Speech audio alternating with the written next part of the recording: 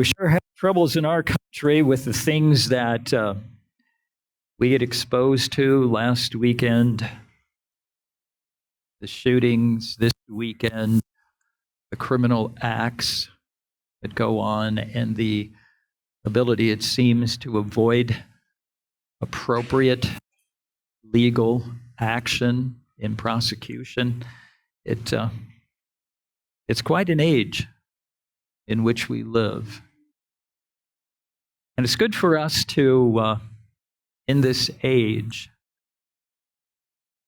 to bear in mind something. You know, Wednesday started school for our young people. And you remember Wednesday morning? Do you remember what that was like, Wednesday morning? First day of school, looking out on the horizon, and what did you see? Could you see the horizon? It was so very, very foggy. You remember that? You remember way back when? Yeah, all the way back to Wednesday, at least around here, is very, very foggy. And on that Wednesday morning, I was getting ready for work. And as I was getting ready, running a little behind, not bad. It's typical to run a little behind, keep you active, not bad.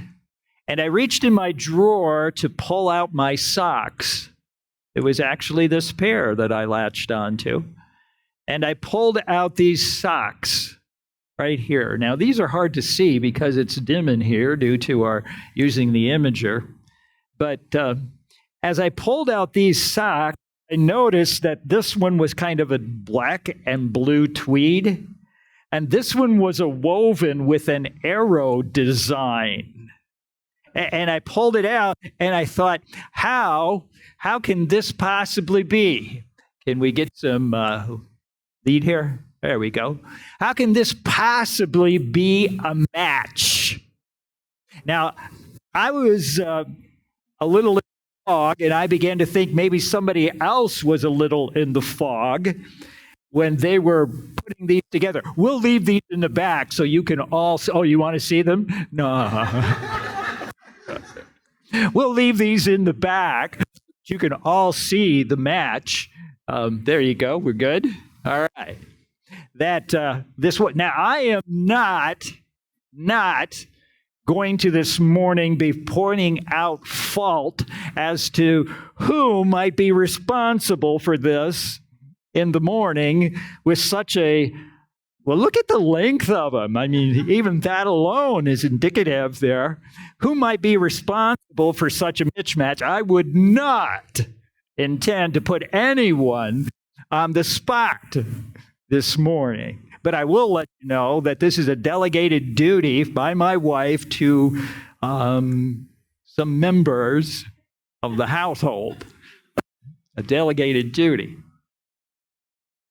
Now, the reason I bring this up this morning about this being a mismatch is because in Romans chapter 8, which I'm going to ask you to turn to this morning, God talks about a mismatch that we are often responsible for.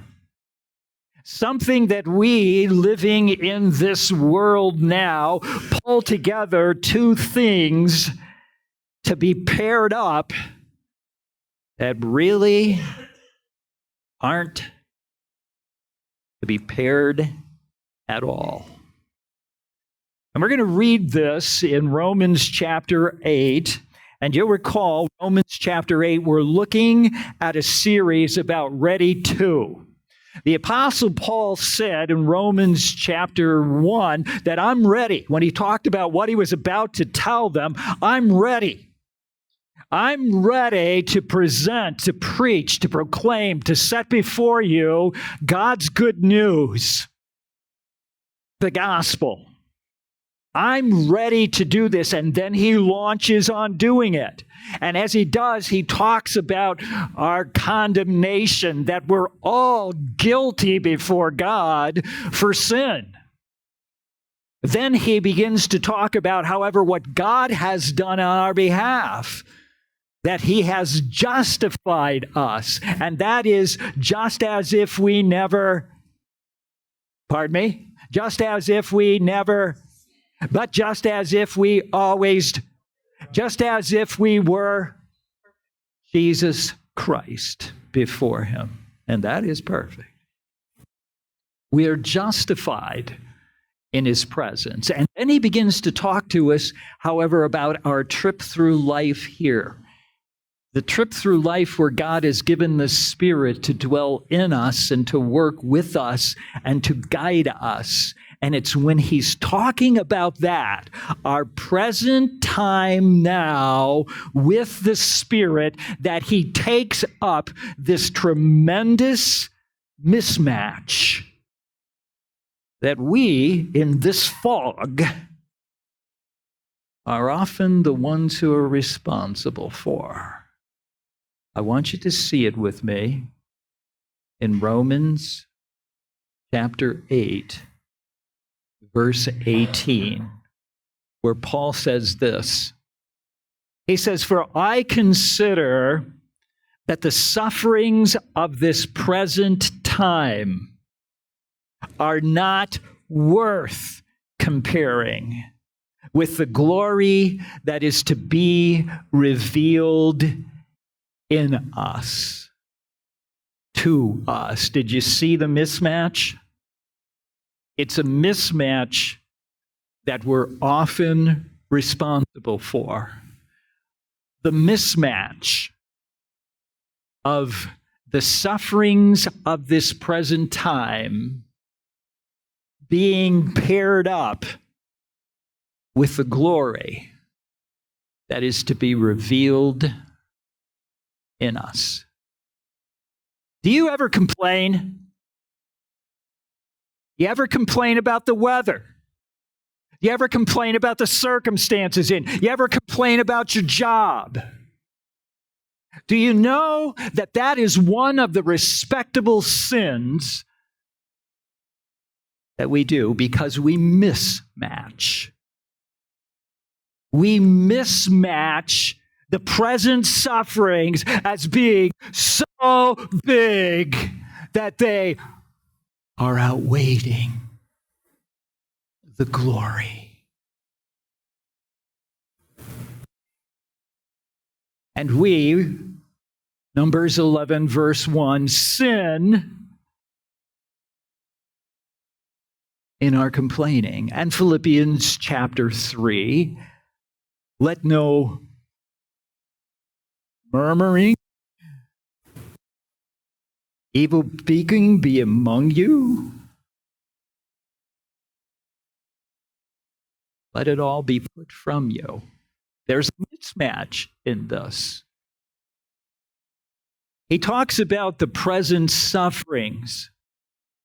And when he does, he is talking about the hardships that we face, the challenges, the difficulties, whether outside in our circumstances or inside in our motions and in the influences that come on us. That's directly taken from the lexicon. That's what he's talking about. The hardships that are outside in our experience or inside in our emotions due to the influences or the things that happen to us, the events, the treatments. That's what he's talking about. And he's talking about the present suffering. And these are like so big that I talk to us really loud in our comparisons. And when he talks about the glory, he talks about the splendor, the magnificence, the brilliance that is so very apparent, that will be revealed. He says, ice. I brought up a Greek word there. The Greek word's ice. Now, that means one thing to us, especially when it's a hot day and you need something to drink, and this is warm. There's ice. But when he says ice here, he talks about that which comes to be, has a place in us and to us. This is mismatch. The present sufferings in this creation that we live in, and the future that we will come and will be in us. We mismatch it. Now, I'm going to do a little side note right here. And it's a side note where I'm going to ask you to look at a passage that we've actually looked at for the last 2 weeks in a row. And this will be the third week, and it's intentional. Turn with me 2 books to the back of your Bible to 2 Corinthians chapter 4. 2 Corinthians chapter 4. In 2 Corinthians chapter 4, the Apostle Paul talks to us about this same thing, the present sufferings. And he lays out to us how the mismatch is so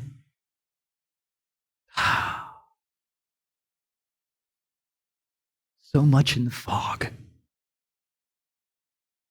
when we do it. Notice with me 2 Corinthians chapter 4, verse number 16. So we do not lose heart, though our outer self is wasting away. What does that mean? It means you're getting older. I went to get my hair cut, and when I was in there, it was a female who was cutting my hair. And I talked to her about how to situate the stuff because, there's a lot that's not there that used to be there of my hair, And I was kind of talking to her about that, and she stopped, came around, looked at me, and she said, it's kind of going south for all of us. Have you noticed that? And she began to tell me some of the things. So I guess I would feel better about my hair or the haircut. I don't know, whichever one she was going after. Nevertheless, that's coming on. And you say, everyone? Everyone. What about those who are small and growing? Yes, there is inherent in them a maturing process that turns. As a matter of fact, the whole maturing process is this turning. Our outer man is wasting away. Our inner man is being renewed day by day. Now note this, verse 17, for this momentary light affliction, that is the present sufferings, the sufferings of this present time. The momentary light affliction is preparing or producing for us an eternal weight of glory far beyond all comparison. In other words, what Paul is saying, what this external hardship in all of creation, for us too, in our own bodies, is doing, what it's doing is it's preparing us to participate, to show forth an eternal, weighty expression of the splendor that God is building in us by those things. By those things. And we lose it. We mismatch it in the fog, being so uptight about the present sufferings and not dealing with the thankful to God for the glory He's making in us for eternity. That's a mismatch. And I want you to know that mismatch that's a little bit bigger than these, even though this is obviously not a match. Neither is that a match. What he's making doesn't match what you're going through in regards to what that will be. So he says, verse number 18, as we look, not to the things that are seen, but to the things that are unseen. For the things that are unseen, the things that are seen are transient. But the things that are unseen are eternal. So we're going to get help this morning. We're going to get help on this.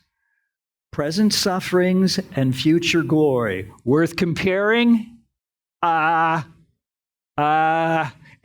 the is intentional because that's where we get stymied. When we're going through it, they are like so big that our answer is, why me? Why now? Why this? Instead of, God, I wouldn't vote to go through this, but I thank you for what you're doing in the midst of this. Can you get there? Can you get there? Can you get there? Oh, it's a fog. I know it's a fog. And we don't see it clearly. I know it. And we make the mismatch. But we can get there. Because God will take us there. This morning, we're going to be talking about this as seen in the whole of creation. What? The present sufferings and the future glory and how we mismatch them. As seen in the whole of creation. And when he does this, he talks about us looking out and around. At other folks, at other things, at other people, at other events, at other situations, at other things that happen in the world, in Afghanistan, in El Paso, in Dayton, in Florida. And we see those things all around us. It's how we look. It's how we see. I remember being at a funeral where there were several church folks there, and I was conducting the funeral. And as we were kind of doing the visitation time, I remember an elderly lady that came up to me. And I didn't know her. She knew, obviously, some of the folks there, some of the folks in our church. And she was talking to me, and she looked up at me, and she said, you know, it's so amazing. Everybody here has gotten so old. And I don't think she'd looked in the mirror lately. Because we look outside. I went to Alita's reunion down in Boonville. There was a friend that was kind of leading the thing, the MC. His name was Tim. He was a friend of Alita's through high school years. Tim.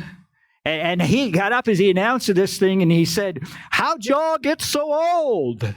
And then he specifically pointed me out, saying, especially you, Tom. What? What's up with this? Looking out. You know, Tim, you too, buddy. Yeah. That's how we're looking here initially in these verses.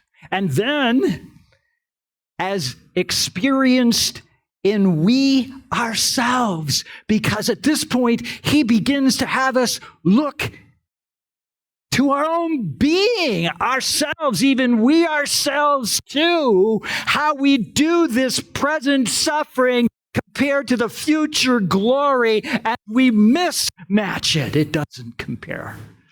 It doesn't compare. So this morning we're going to talk about this, and we're going to talk about it first this way. There is a subjection factor here. We're going to begin at verse 22 and go back and pick up verse 18 and 19. But I want you to notice with me Romans chapter 8 at verse 22 or verse 20, where he says this: "For the creation was subjected to futility, not willingly, but because of him who subjected it." There is a subjection factor in creation.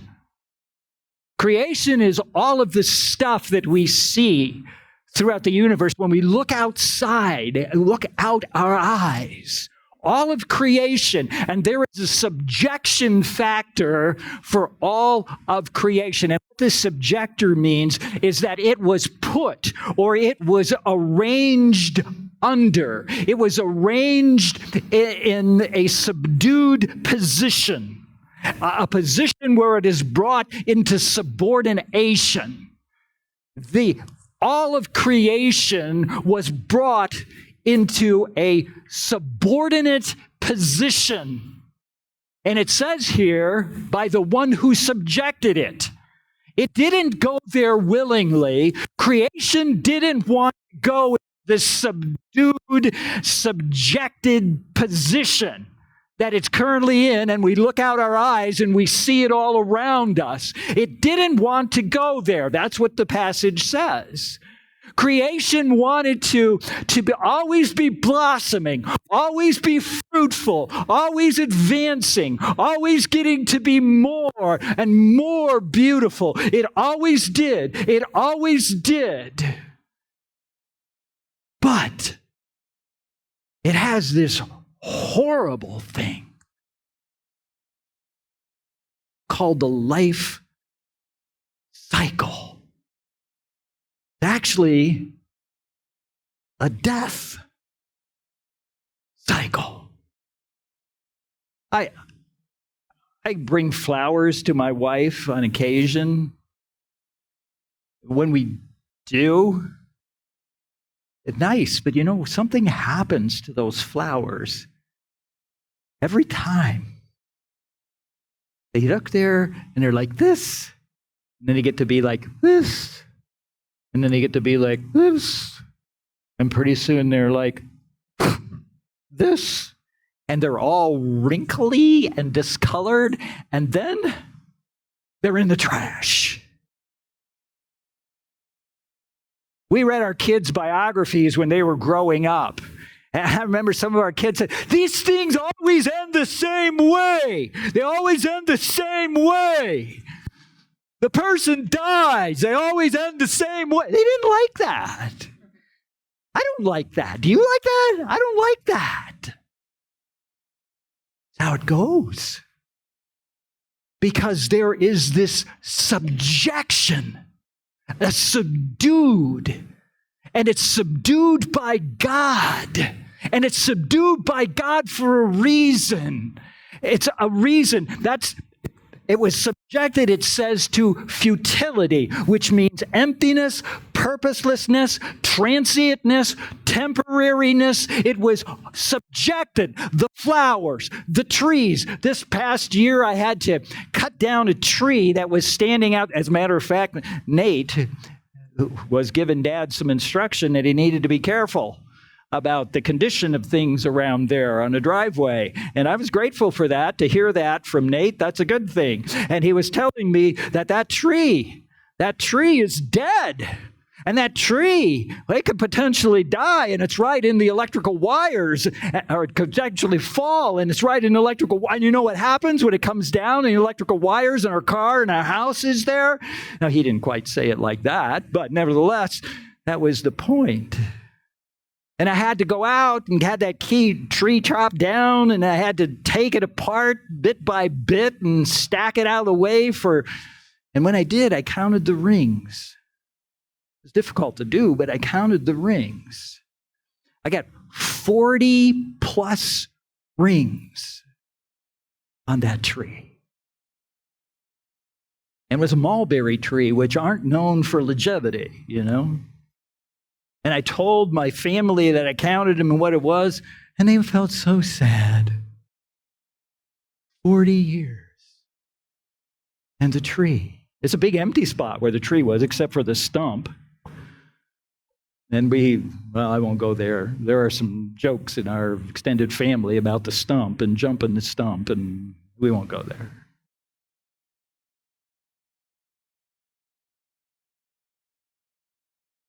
The cycle of temporariness, of transientness, was never the intentional design.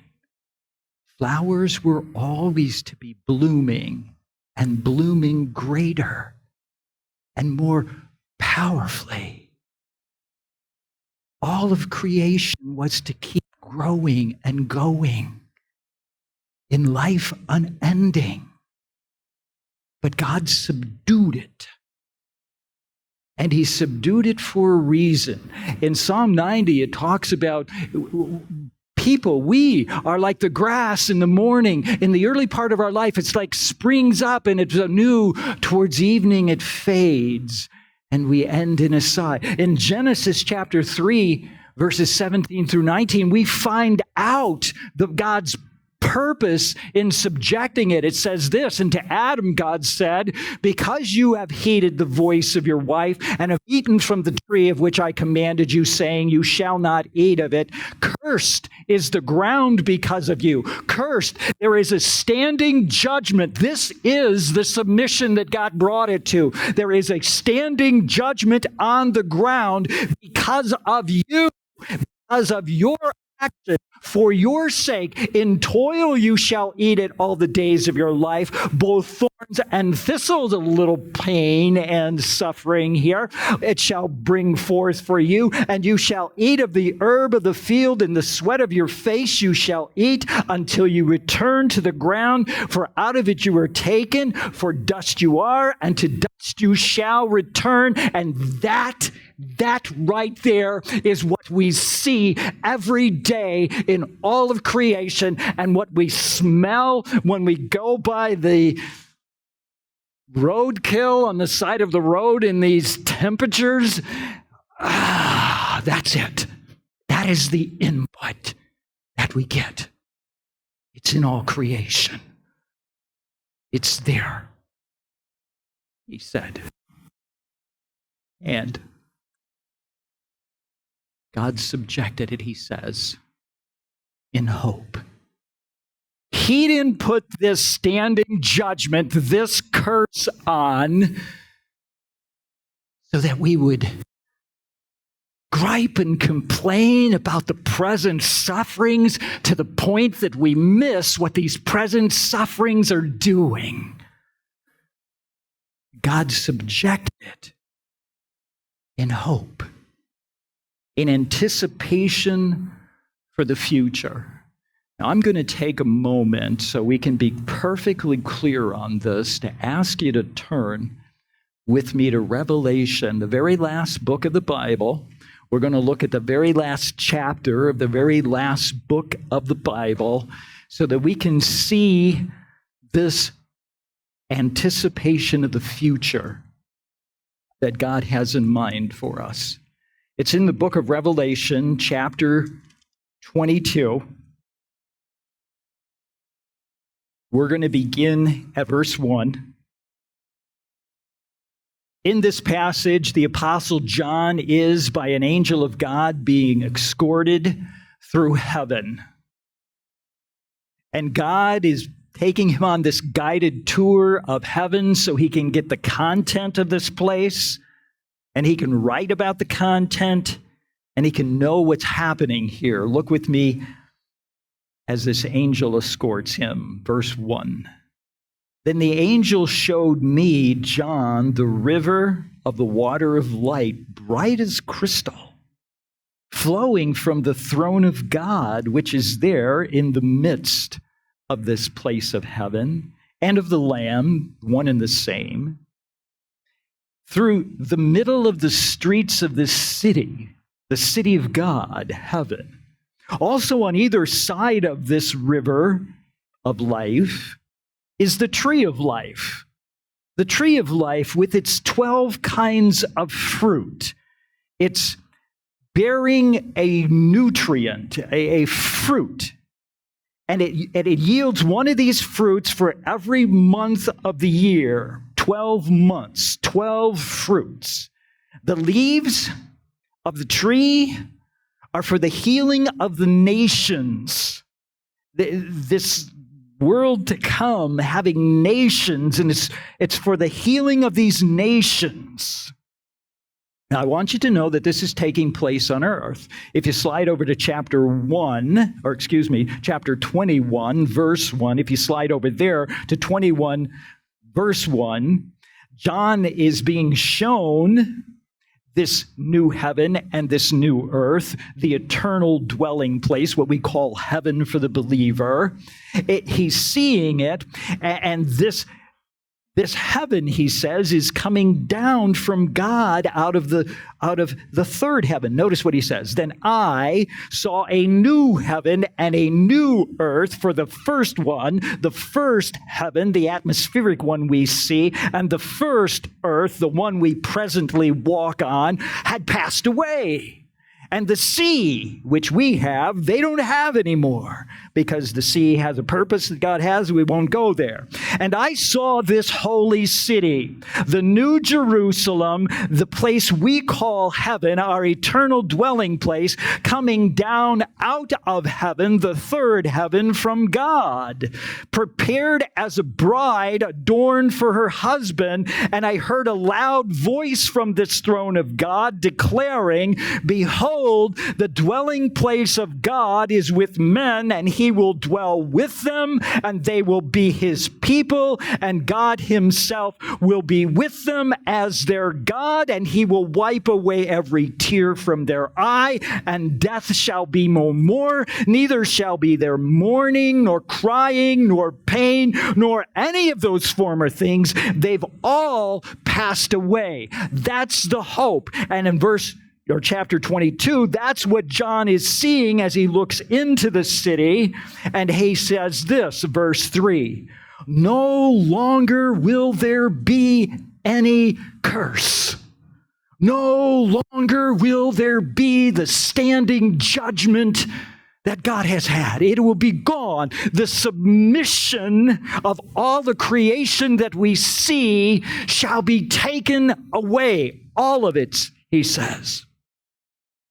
But what there'll be is the throne of God and the Lamb, and they will worship him. Folks, that's the hope that makes this match so untasteful for us. Because the present sufferings that we're so loud about are working an eternal splendor for you there. As we go with him on this, as we join him in what he's doing, let all murmuring and disputing be put away from you. Why are we so down in the mouth? It's because of the fog. It gets so cotton picking thick here. It's because of the fog. On a Wednesday morning, or any morning, so the point, the apostle says as he considers this, and he sets before us our consideration, going back to Romans chapter 8, verse 18, high consideration. I've looked at this thing, I've thought about it, and I've considered this, that the sufferings of this present time are no match. They are not worth comparing to the glory that is to be revealed in us, what is going to be there, and this is working. This is justice doesn't compare. For the creation waits eagerly, longing for the revelation of the sons of God. When God's sons will be unveiled, currently they're veiled, then they're going to be totally unveiled. They're going to be completely uncovered. So they'll see, verse 20, for the creation was subjected to its pointless transientness, not willingly, but because of him who subjected it, in the hope that we've just seen, because of him who subjected it, in hope that the creation itself will be set free. So that brings us to our second point, the set free factor. The subjection factor is real, and we experience it, and there is the set free factor. Creation will be liberated. It will be set free. It will be set free from always trying to grow in the spring, but having to go back and start all again. That's the perennials. They're trying to start at the grass, planting the seeds new, and they begin and they grow, but then they mature to the place they grow old, and that'll all go away, be gone. You know, the earth grows old. That's what the Psalms tell us. Grows old like an old shirt. Grows old. The mountains, they're wearing down into the sea. The sun, I remember having to read a book in college called Our Precarious Habitat, and it was telling us how everything was going to decay. It's all going to ruin. Don't you get it? Don't you get it? It was telling us the sun is burning out. Our genetics are going to disarray. Yeah, they got it. God got it. He did it so that we have hope in the present sufferings. It's going to be set free. It's going to be set free. The creation itself will be set free from the bondage of corruption and obtain the freedom of the glory of the children of God. Creation will be set free. How will it be set free? It'll be set free because God will undo every element with fire, according to 2 Peter 3:10. And then there will be this new creation that doesn't know this cycle. And for us, we need to look here in our present suffering, rather than looking at the knee that doesn't work the way it does, rather than looking at that person at work that is such an irritant, rather than looking at the present distress of our political situation. It's all working an eternal weight of glory as we handle it with our God. New heaven and a new earth. Final point. There is now, he says, verse 22. This for us, verse 22. For we know that the whole creation has been groaning together in the pains of childbirth, the revealing of the sons of God being shown. They've been groaning. That is a moan and a sigh. It's a that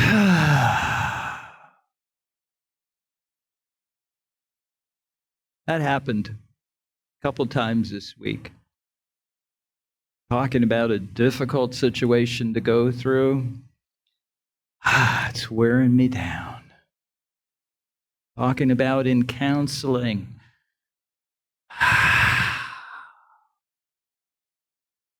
Difficult. There's this groan. It's groaning until now. Hey, by the way, when is now? When the Apostle Paul said this to the Romans in that first century AD, when was now? When is now? It was like right then, first century. When is now? Now. It's now, isn't it? And the groaning, when you're getting up some of those days, oh, yeah. The groaning, it's now. Sometimes when I hit the rack, especially during the winter, it's kind of like, oh, I made it again.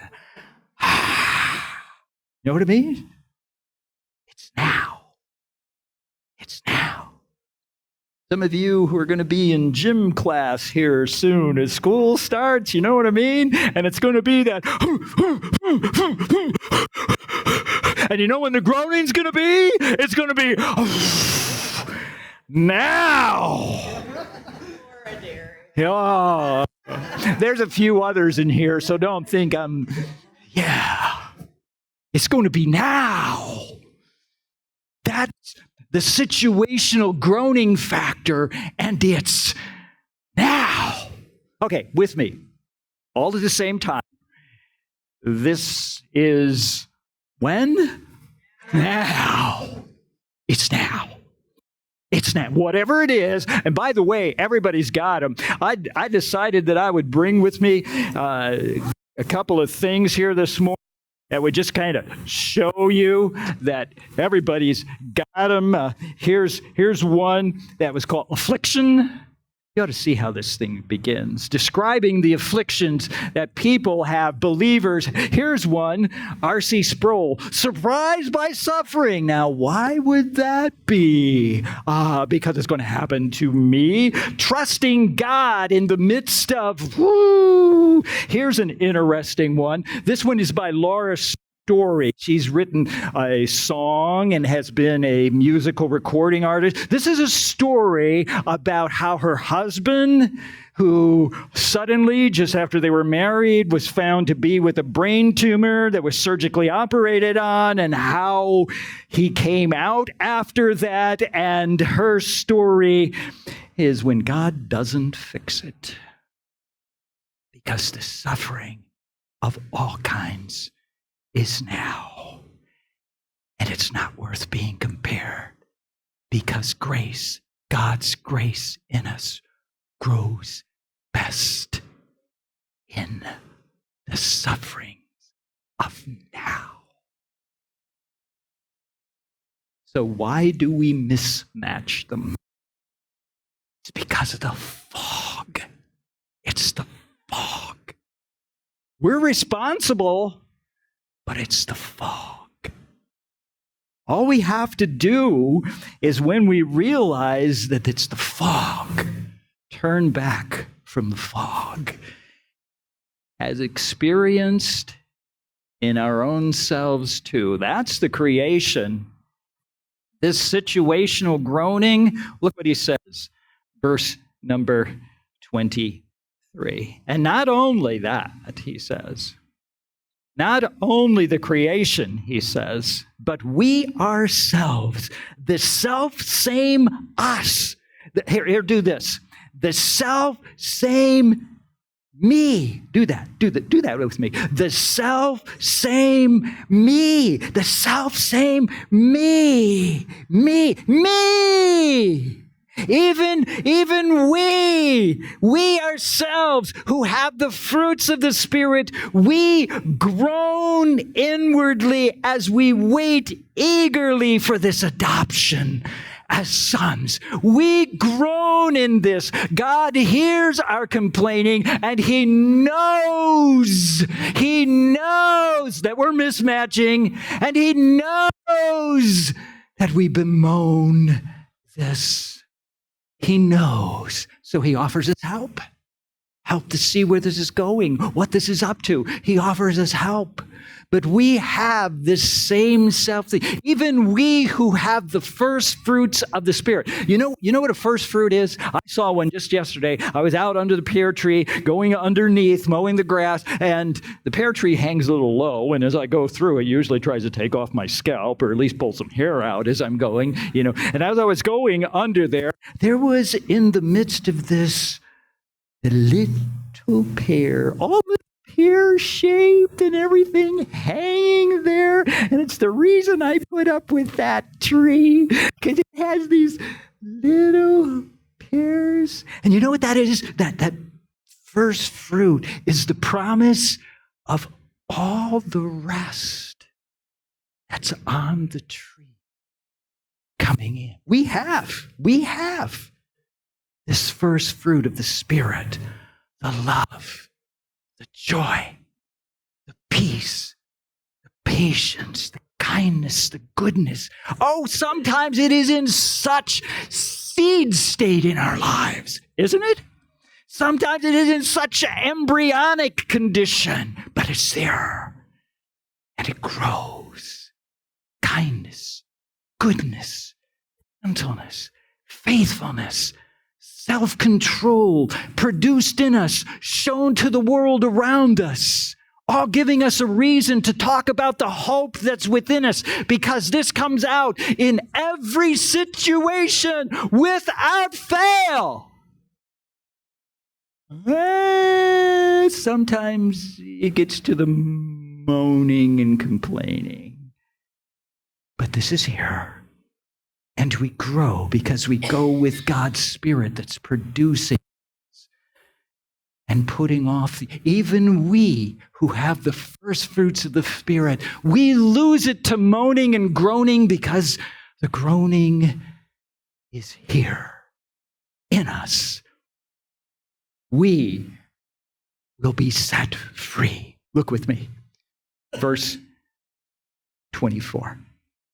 We eagerly wait the adoption as sons, everything that being God's son is, that is the redemption of our body, verse 23. Verse 24, for in this hope, this confident anticipation of the future, we are rescued. We are rescued from the mentalness of our mismatching and the experience of the emotion of that. We are rescued from this. We are rescued. This is what our being saved was. It's to heaven, escape from the penalty of our sin and all of the sin's consequences of what we live in and what we're coming to.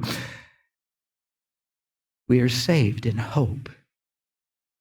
Now, right now, hope that is seen is not hope, for who hopes for what he sees? We don't. Our freedom from the corruption for adoption as God's sons, and this rescues us. And here is our submission call. Here's the submission call right now in what I just set out before you and laid out how to do. Run to join God in this. Find what God is doing. Thank him. Lord, I wouldn't have voted for this, but thank you that you are wise enough to know that I need to go through this for your eternal glory. And suddenly it changes us. And this is our call to submission. Verse 25, where he says this, but if we hope for what we do not see, we wait for it with constant cheerfulness. That's what the term is. We wait for it with an endurance. It's not like this. There's some endurance that's like that. They call it true grit. No, it's this.